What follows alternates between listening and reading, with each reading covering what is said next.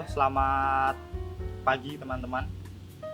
Kali ini kita berada di depan ruangan Fakultas Ilmu Sosial dan Ilmu Komunikasi.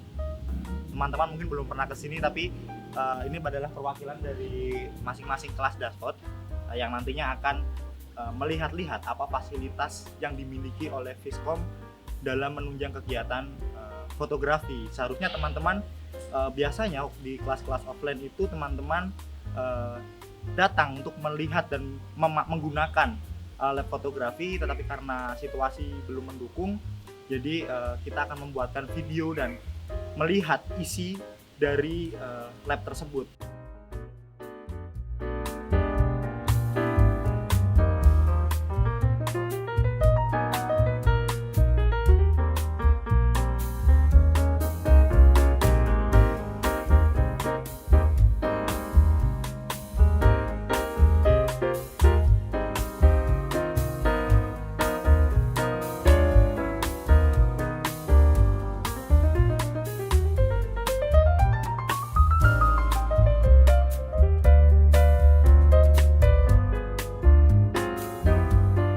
Oke, saat ini kita sudah berada di lantai 6 perpustakaan di lab Fakultas Ilmu Sosial dan Ilmu Komunikasi.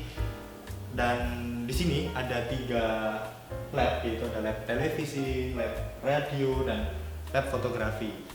Nah, pada kesempatan hari ini kita akan mengunjungi lab fotografi dan kita akan melihat apa aja yang ada di dalamnya. Mari.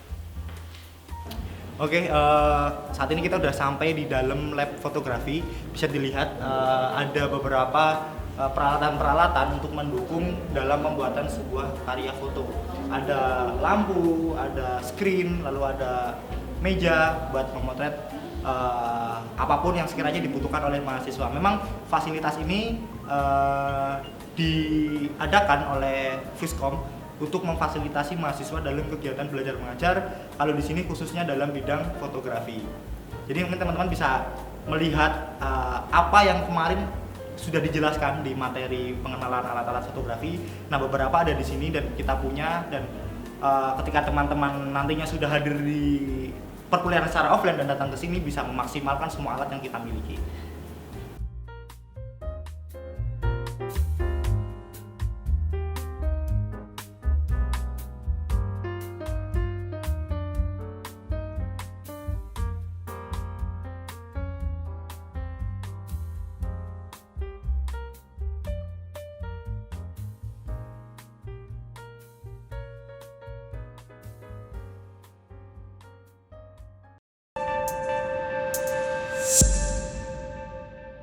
Oke, teman-teman, melanjutkan tur kita hari ini ya. Jadi saya akan memperkenalkan dan nanti teman-teman yang ada di sini akan ikut memperagakan, memegang,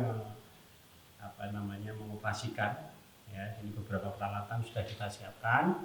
Ya, pertama kita akan mempelajari seperti yang sudah saya sampaikan di materi, ada tripod, kamera.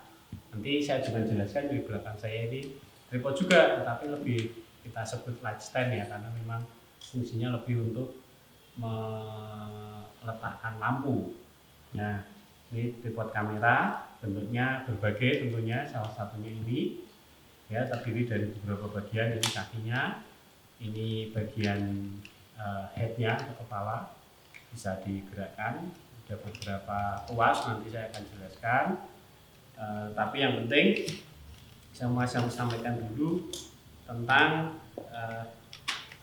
bagaimana menggunakan alat ini untuk memasang kamera. Yang terpenting itu dulu ya, karena harus aman. Tujuannya dengan tripod itu kan kameranya biar aman. Nah, di bagian head atau kepalanya ini ada bagian yang bisa dilepas ya.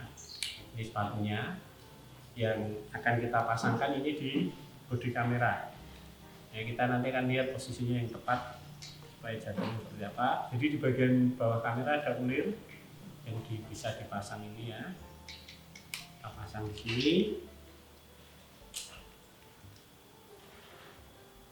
Oke, lalu di sini kita lihat ini ada bagian yang ini penguncinya ya, tuasnya. Jadi kita harus buka kuncinya, kita pasang kameranya dalam posisi ini. lalu dikunci sampai klik begini. Nah, kalau ini sudah aman, dia nggak bisa lepas. Nah, ini yang kita perlu hati-hati. Nah, cuma perlu hati-hati juga, kadang-kadang setelah diambil, dibawa, kan bisa dilepas ini ya. Kita lupa bahwa ininya masih ikut ke kita. Padahal tripod ini kalau hilang ininya juga sudah nggak bisa berfungsi lagi, susah, karena mau naruh harus menggunakan bagian ini ya. Nah, kita pasang, ya kita bisa operasikan. Nah, ada beberapa fungsi dengan menggunakan tripod ini. Kita bisa mengubah tiltnya ya, untuk mendongak atau menunduk. Kita menggunakan tuas di sini, ini bisa diputar untuk melonggarkan. Nah, setelah kita dalam posisi tertentu, kita kunci lagi. Ya, kalau enggak dia jatuh, makanya harus kita kunci lagi. Ya, sampai ini cukup kuat. Nah, ini untuk menunduk atau mendongaknya. Bisa juga kita gerakkan untuk ke kanan kiri. Ya, ini ada tuas yang bisa dilonggarkan dan dikuatkan supaya bisa menggeleng kanan dan ke kiri. Ya, setelah dikunci, ya dia juga jadi tidak bergerak-gerak. Oke. Lalu bagaimana kalau kita ingin posisinya vertikal? Untuk posisi vertikal, ya mungkin jenis berbeda tripod, berbeda tuasnya, tetapi intinya ada tuas yang di dalam hal ini ada di sini. Kita longgarkan dulu, lalu bisa digerakkan seperti ini. Lalu kita kunci lagi, ya jangan lupa untuk kunci lagi supaya kamera tidak posisinya tidak menjadi terlalu ke sini atau kurang gitu ya. Jadi bisa semua. Itu untuk bagian headnya. Nah, nanti teman-teman di sini akan mencoba. Oke. Lalu bagian kakinya, bagian kaki terdiri dari 3 kaki yang punya tuas-tuas untuk memperpanjang atau memendekkannya. Nah, ada juga bagian penyangga ini. Posisi ideal paling kuat adalah ketika dia sejajar. Ya, karena dia posisi yang paling lebar. Kan semakin lebar semakin kokoh ya. Nah, cuma nanti ketika di lapangan kadang-kadang kan tempatnya kadang-kadang memungkinkan. Ya, kadang memang kita harus bisa posisikan agak sempit seperti ini, tapi tentu ini lebih riskan ya kan. Nah, biasanya kalaupun kita terpaksa begini ya kamera harus kita jaga lah gitu ya. Karena kan dalam situasi tertentu, apalagi teman-teman yang nanti kalau lihat itu di broadcasting, orang-orang media itu kan, apalagi ada pejabat atau artis keluar penjara itu kan, wah ada puluhan wartawan ya, peralatannya kan pasti saling ini, sehingga kita bisa lakukan. Tapi posisi idealnya adalah seperti ini ya. Kita bisa naikkan atau turunkan. Ada kebetulan di dalam hal ini ada 2 ya, kita bisa naikkan turunkan ya.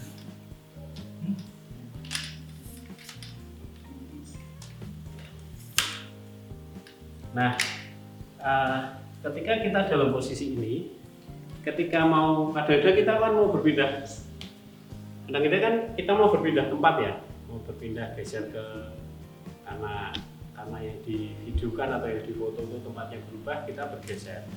Nah, kalau di tempat yang bebas seperti ini mungkin dalam posisi ini nggak masalah, tapi kalau tempatnya mungkin ada banyak orang dan sebagainya, upayakan selalu dengan sedikit dilipat begini baru kita bergerak, atau panjangnya dikurangi sedikit ya. supaya kita tidak nabrak kemana-mana lah intinya gitu. Oke. Nah, dan ada satu bagian lagi di sini bisa dilihat, lebih dekat juga. Ada bagian yang ini berupa cairan dan ada indikator. Ya, modelnya ada beberapa macam sih variasi, tapi intinya saya mau jelaskan intinya.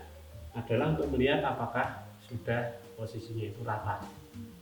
Karena kadang-kadang kita di ketinggian yang berbeda, ketika ketinggian yang berbeda, misalnya kita di sini ini kan jadi miring ya. Nah, kita kan bisa sesuaikan. Nah, ini jadi lurus, kita bisa cek di ke indikator yang ada di sini. Nah, meskipun tempatnya tidak rata, dengan tripod ini kita bisa terbantu sehingga bisa mendapatkan posisi yang rata. Oke, begitu ya dengan tripod. Silahkan nanti di antara kita mencoba mengoperasikan memang supaya kita tahu. Oke, selamat siang teman-teman. Saya mencoba untuk mempraktekkan apa yang tadi dipraktekkan oleh Mas Gus. Yang pertama kita akan praktek untuk bagaimana cara pengoperasian alat ini.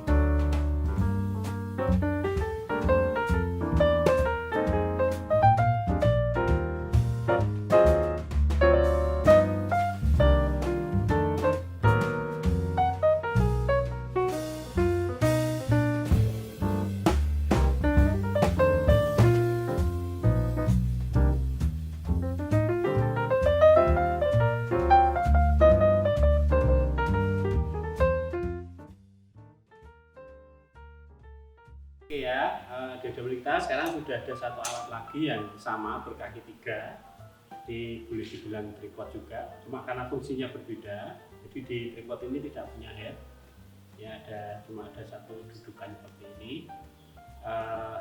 Kita menyebutnya light stand karena memang fungsinya lebih digunakan untuk berdirikan lampu atau meletakkan lampu. Sama seperti tripod yang tadi, kita bisa ubah posisi ketinggiannya. Ya, bisa kita naikkan dan turunkan. Ada bagian pembuka kunci dan penguncinya. Nah, yang harus kita perhatikan hati-hati adalah ketika kita membuka atau menutup kuncinya. Satu, ketika kita mau membuka, berarti mau menaikkan atau turunkan, posisi tangan itu menahan bagian atasnya. Supaya apa ya? Supaya nggak lepas seperti ini. Nah, kalau ini kosong nggak apa-apa. Tapi kalau di sini ada peralatan yang penting, yang berharga, lampu misalnya, kan bisa rusak. Nah, makanya sebelum melepas atau menutup kuncinya, kita pegang di bagian atasnya. Kalau di sini ya berarti yang lebih di atasnya lagi, gitu ya, supaya ketika kita menaikkan menurunkan tidak ada risiko jatuh. Tuh, kemudian ketika kita khususnya ketika kita menutup kunci, kita pastikan ini cukup kuat. Nah, sudah nggak turun, saya tekan nggak turun. Tetapi juga nggak usah terlalu kuat, karena saking pengen biar kokoh gitu, wah kita kunci sama ini malah bisa mengakibatkan kerusakan. Ya, caranya harus, ya memang harus main feeling gitu ya. Apalagi pentingnya itulah kenapa kita mengenali peralatan yang kita pakai, supaya kita tahu kapan dia sudah cukup kuat. Mau dipaksain lagi masih bisa, tapi saya perhatikan ini sudah cukup kuat, berarti bisa dilepas. Oke, kira-kira begitu. Nah, bagian bawahnya pun mungkin yang kita lihat ini beroda. Memang ini memudahkan, tetapi tidak semuanya, ada yang tidak beroda juga. Ya, kalau untuk nanti teman-teman yang produksi video tidak beroda, tapi bisa juga lagi dipasang nanti kakinya bawah dari rodanya, khusus memang supaya bisa mengopel. Nah, inilah light stand. Nanti saya akan tunjukkan bagaimana kita meletakkan lampu di atasnya.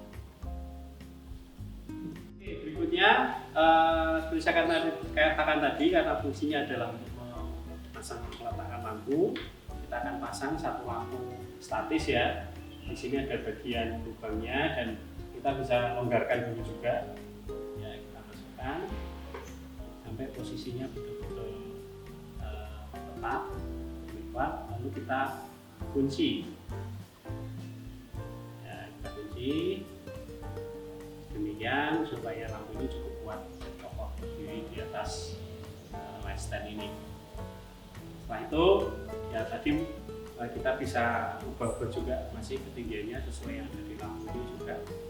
Dan saya ingatkan lagi juga, hati-hati ketika kita mengunci ini saking main kuatnya, wah di sepenuh tenaga gitu malah ini jadi bisa pecah di sininya ya.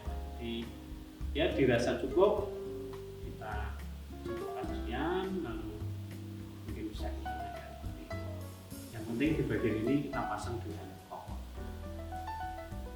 Oke.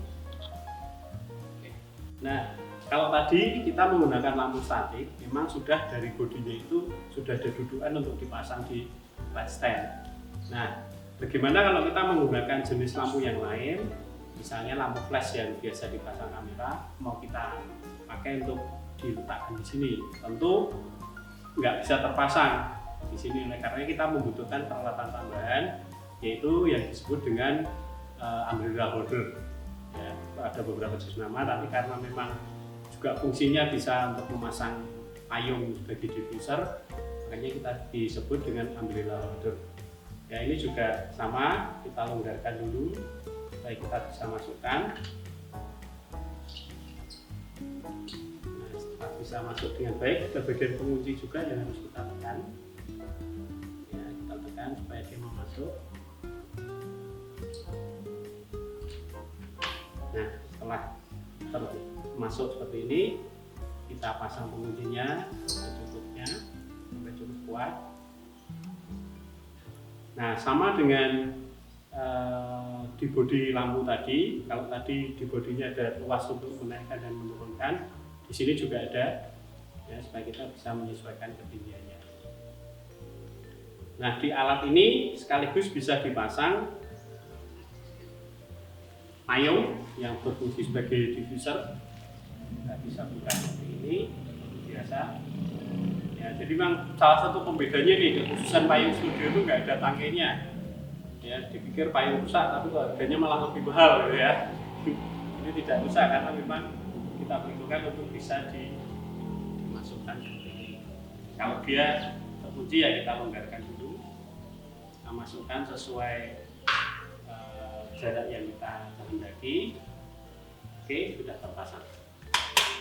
Nah, di atas ini adalah tempat untuk meletakkan lampu yang akan kita pergunakan. Nanti saya akan peragakan untuk kita. Baik, jadi seperti pernah kita ikuti kan ada dua jenis lampu yang kita bisa pergunakan, lampu yang statis dan lampu yang mobile. Ya, lampu ini memang biasanya dipasang di kamera atau di bawah-bawah karena memang bentuknya kecil, praktis, dan tidak repot dengan kabel listrik. Nah, kita juga bisa terapkan di sini.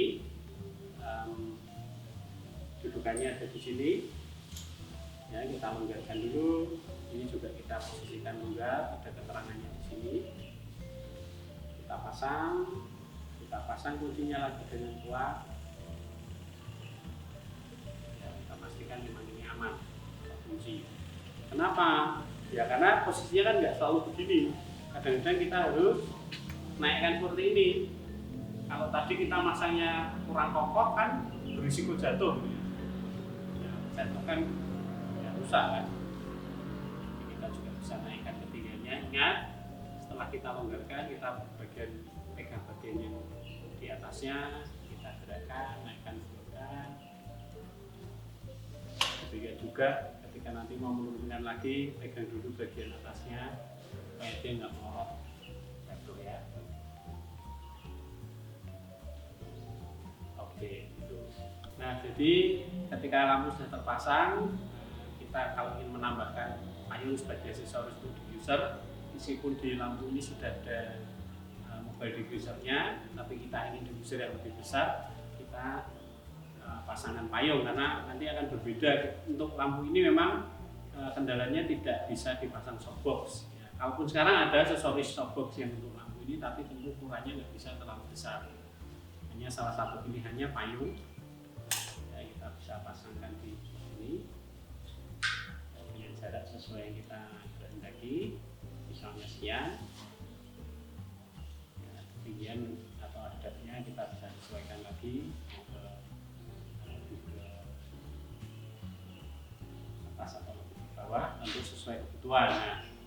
seberapa kita menyesuaikan posisi ini minggu depan kita akan praktekkan, kita akan tahu efeknya seperti apa.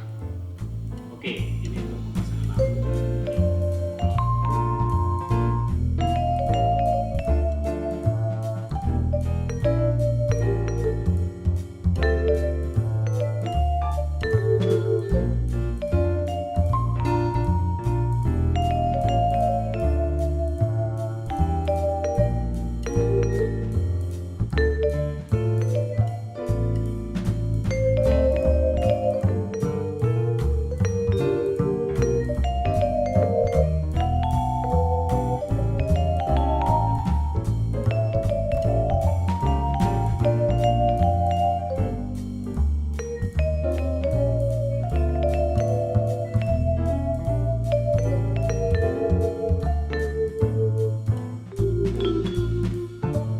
Ya, berikutnya teman-teman saya akan menunjukkan ya beberapa peralatan yang kemarin juga di PPT sudah disampaikan, tapi kan kita belum tahu barangnya.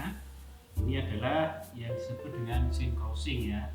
Jadi satu alat yang untuk supaya terjadi sinkron ketika lampu menyala. Ini yang dengan sensor cahaya bisa katakan. Ya, ini mungkin juga sekarang sudah jarang ada ditemukan. Saya akan coba pasangkan di salah satu lampu ini. Ya, saya nyalakan dulu powernya, lalu saya pasang.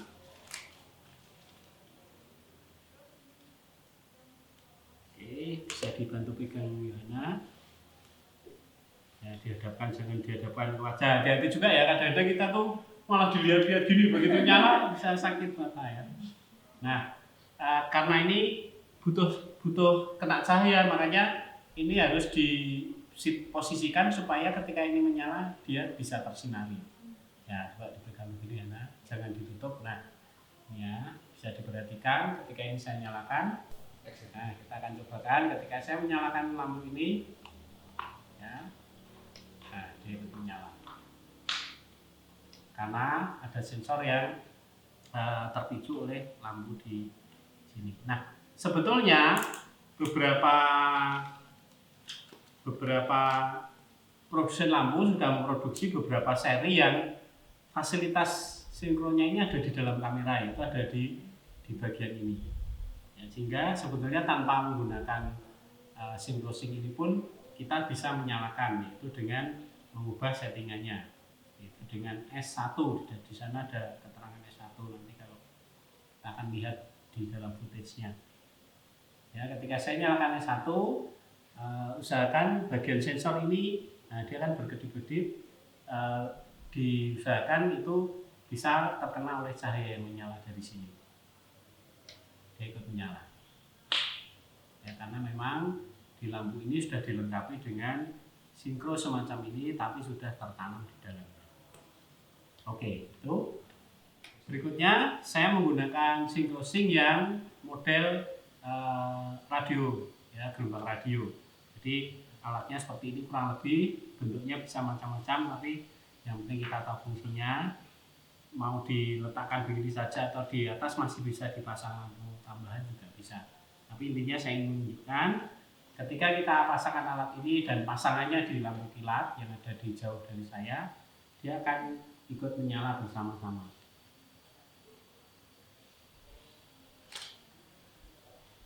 Oke, jadi di sebelah sana justru yang menyala lampunya ya, kalau saya arahkan kemanapun ya sama aja.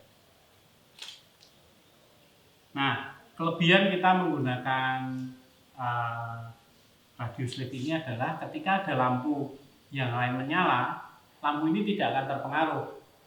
Kalau tadi entah itu lampunya punya siapa, kita nggak bisa mengklaim, lampuku jangan ikut nyala, nggak bisa ya. Jadi siapapun ada lampu dari manapun yang menyala, dia akan ikut menyala selama itu tertrigger. Tapi dengan radio slip ini, dengan gelombang radio ini kan frekuensinya sudah tertentu, sehingga ini ketika saya nyalakan ya dia nggak ikut menyala, lampu itu nggak ikut menyala, baru akan menyala ketika lewat kamera ini yang dinyalakan. Oke. Nah, tadi seperti saya katakan, beberapa produsen selain meletakkan fungsi sensor cahaya di kameranya, jadi sudah ditanam di dalamnya.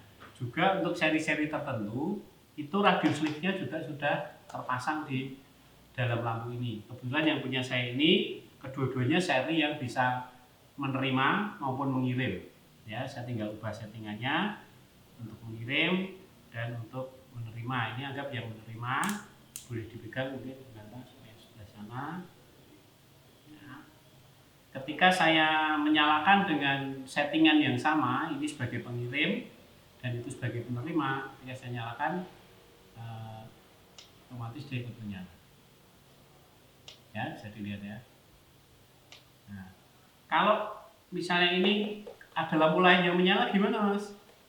Nggak masalah, karena sensornya adalah gelombang radio. Sehingga ini saya ubah menjadi bukan sebagai pengirim, dia menyala, ini menyala itu tidak berefek apa-apa. Ya.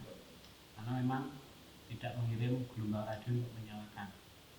Sementara kalau kita fungsikan sebagai pengirim, nah dia ikut menyala. Nah, soal bagaimana mengubahnya tentu setiap alat beda-beda, nanti teknisnya ada di setiap peralatan ini. Tapi yang penting teman-teman tahu bahwa fungsinya di beberapa alat sudah include sensor cahaya, juga kebetulan yang saya punya ini sudah include dengan sensor radio. Ya, sehingga kalau ini dinyalakan, kita gantikan dengan lampu ini, misalnya begini, ini saya set sebagai pengirim, otomatis yang itu pun akan ikut menyala. Oke.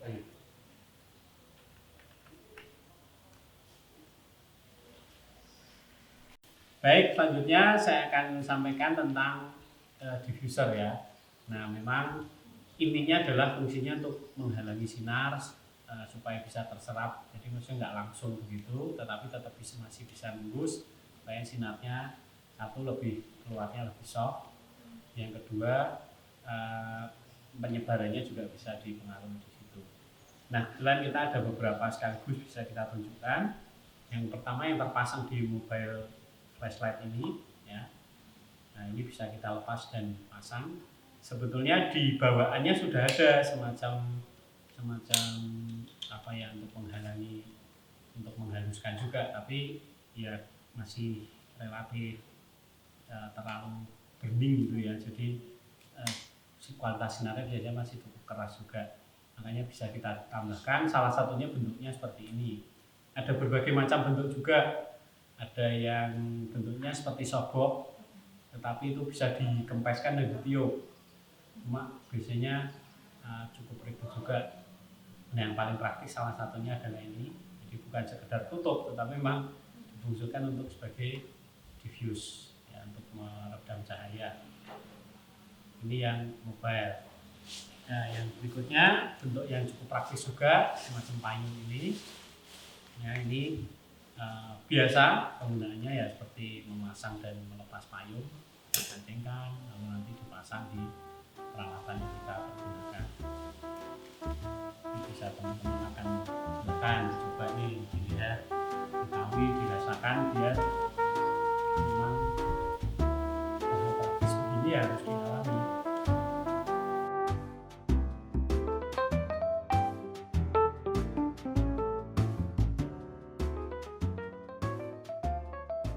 Ya, kurang lebih sama dengan, jadi bahannya juga kurang lebih sama biasanya yang digunakan untuk softbox ya, karena memang fungsinya sebenarnya sama, hanya bentuknya supaya lebih praktis gitu ya.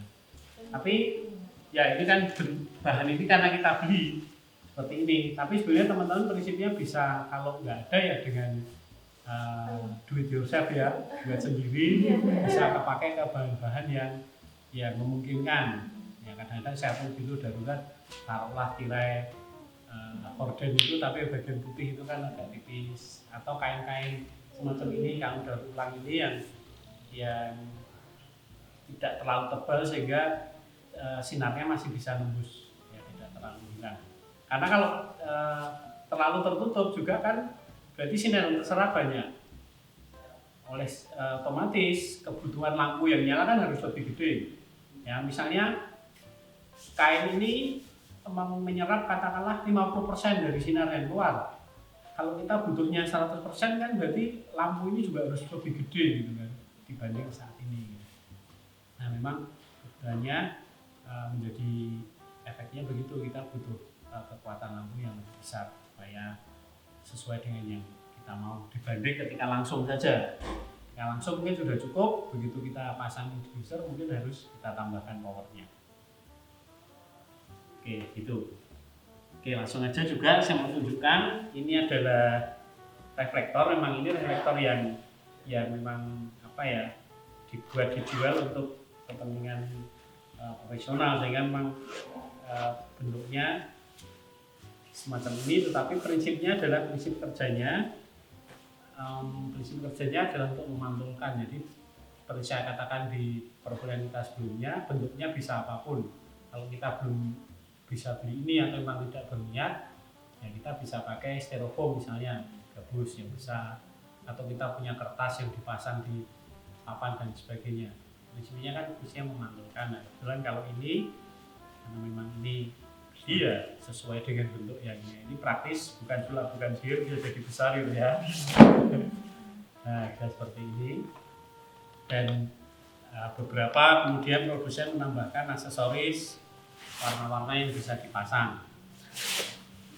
Ini kok saya jadi kayak pedagang kain ya. Ya ada beberapa variasi yang otomatis bisa digunakan. Tapi prinsipnya adalah secara standar alatnya ini bisa. Jadi karena ini juga relatif tipis, kita mau letakkan di depan juga bisa. Tadi sebagai diffuser, tapi sebagai reflektor juga nanti bisa. Ya, coba perhatikan, mungkin sekilas bisa, kalau bisa terlihat di kamera sih, kalau terkena sinar kan dia akan, nggak mungkin gini kok, di sebelah sini, di sini supaya objeknya, ya kita lihat wajah kan sinarnya dari samping. Ketika kita tambahkan reflektor, nah berbeda kan, ada lebih demikian fungsinya.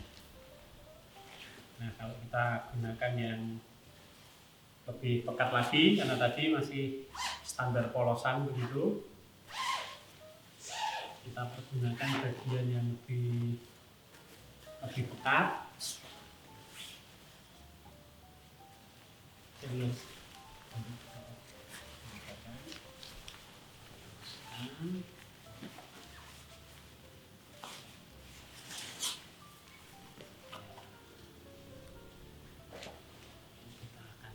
Tapi karena ini sementara saya nggak mau kandingkan, nggak apa-apa ya. Saya mau tunjukkan aja bahwa efeknya semakin terasa. Jadi bagian yang tersinari jadi lebih merata kanan dan kiri ya.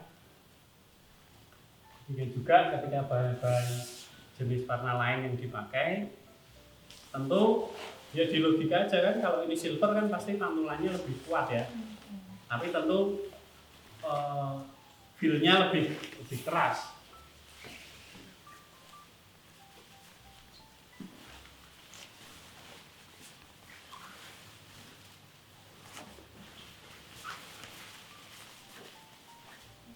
Silvernya, gitu ya.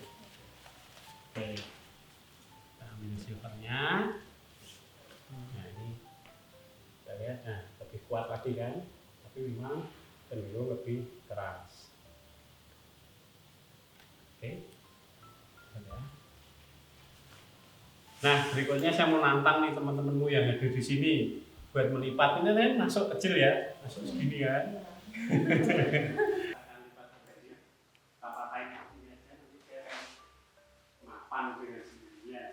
Tapi apakah ini gampang seperti itu? Tapi ya kita akan berikan challenge untuk teman-teman yang di sini. Yo, silakan.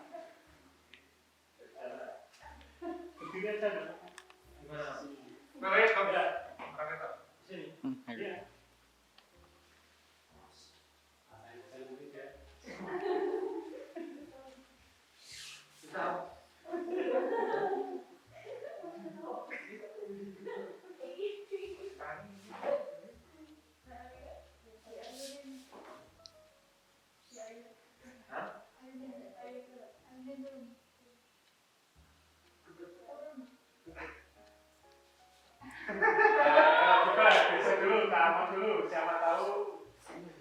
sampai selesaikan saja.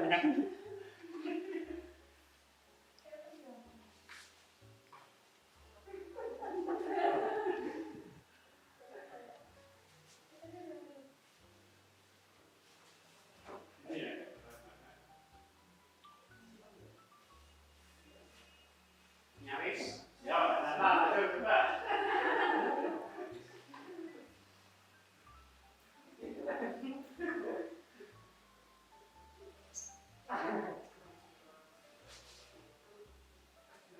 Ditanya bukan ke belakang tapi ke depan. Nah, ayo Yona coba.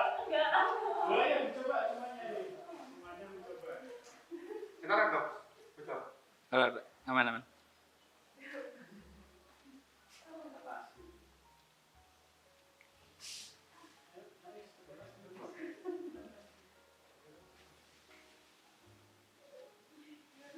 Yo, coba. Bisa.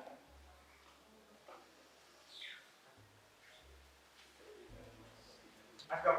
Bocor tam. Oke,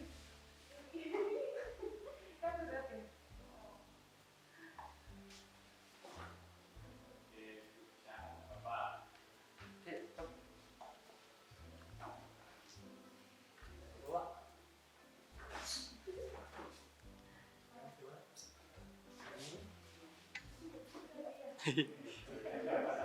Nah, kita selalu harus praktekkan apa yang kita pelajari.